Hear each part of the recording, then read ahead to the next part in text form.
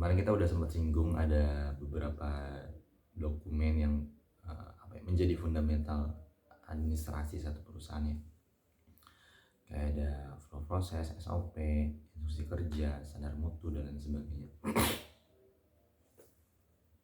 Nah, kemarin juga kita udah sempat mention bahwa ketika kita di hire as HR dan perusahaan itu benar-benar baru bikin, kita harus identifikasi dulu prosesnya. Nah, setelah itu apa yang kita lakukan? Yang kita lakukan adalah membuat standar aturan-aturan yang akan dilakukan oleh satu perusahaan, dan aturan tersebut harus terdokumentasi dan terkontrol. Nah, itu kalau bahasa kita umumnya dikenal sebagai SOP ya, Standard Operating Procedure, dan juga IKA atau instruksi kerja. Nah, biasanya untuk IKA ini itu bergantung pada urgensi suatu proses, butuh atau enggak. Nah, kalau SOP itu harus dibuat berdasarkan dengan RBT atau risk based thinking. Jadi kita mau bikin sesuatu tuh harus diidentifikasi dulu risknya. Tapi sebelum itu kita harus identifikasi dulu prosesnya. Misalkan dari hasil pembuatan flow proses kita udah punya banyak tuh list beberapa proses yang ada di perusahaan.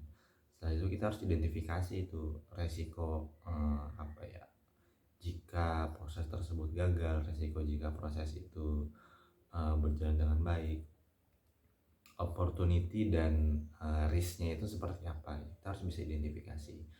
Nah, setelah itu kita buat matriks tuh seberapa fatal hal yang akan terjadi kalau misalkan proses yang udah kita listing itu tidak dilaksanakan. Nah, setelah itu kita akan membuat skala priority, mana proses yang memang urgent, mana proses yang kurang urgent. Biasanya matriksnya dua, pertama adalah severity, yang kedua adalah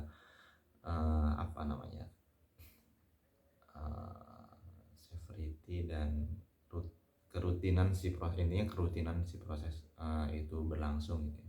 Misalkan seminggu sekali dilaksanakan, atau setiap hari dilaksanakan, atau sebulan sekali dilaksanakan, seperti itu. Nah, kalau udah kayak gitu biasanya kita udah punya tuh scoring untuk proses mana aja yang paling critical yang harus kita buatkan rulesnya. Jadi sebenarnya bikin SOP itu enggak serta-merta kita coba buatkan semuanya kayak gitu ya, karena itu justru akan menghabiskan banyak waktu gitu. Jadi harus dianalisis berdasarkan risk based thinking. Kalau di tempat saya dulu namanya BPMRA, Business Process Mapping Risk Assessment. Jadi kayak kita mapping kita mapping risk dari bisnis proses yang ada, dari list proses yang ada. Nah, kalau misalkan SOP-nya udah jadi,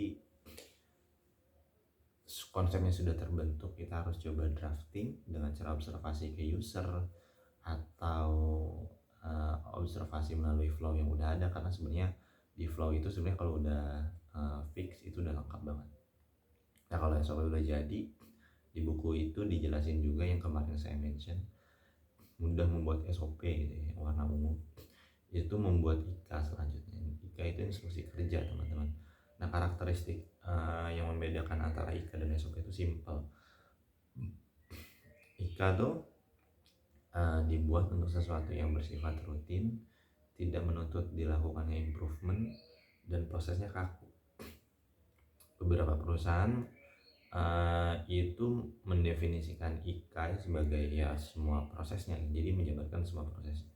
Tapi kalau menurut di buku itu ya proses yang sifatnya kaku, berulang, tidak menuntut improvement. Nah, setelah buat IKA, biasanya di dalam IKA itu ada formulir-formulir ya teman-teman.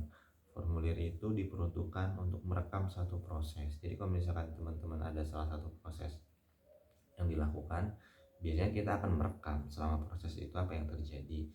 Misalkan nih ada proses onboarding misalkan.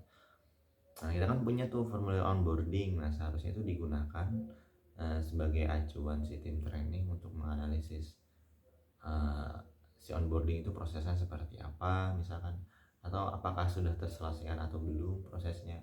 Intinya si formulir ini, dokumen formulir ini diperuntukkan untuk merekam satu proses gitu loh. Ya enggak mesti proses kan banyak ya, bisa bercabang dan sebagainya. Nah, kita bisa pilih proses mana aja yang paling urgent untuk kita rekam seperti itu. Mungkin sampai sini aja videonya, udah 5 menit 24 detik. Terima kasih.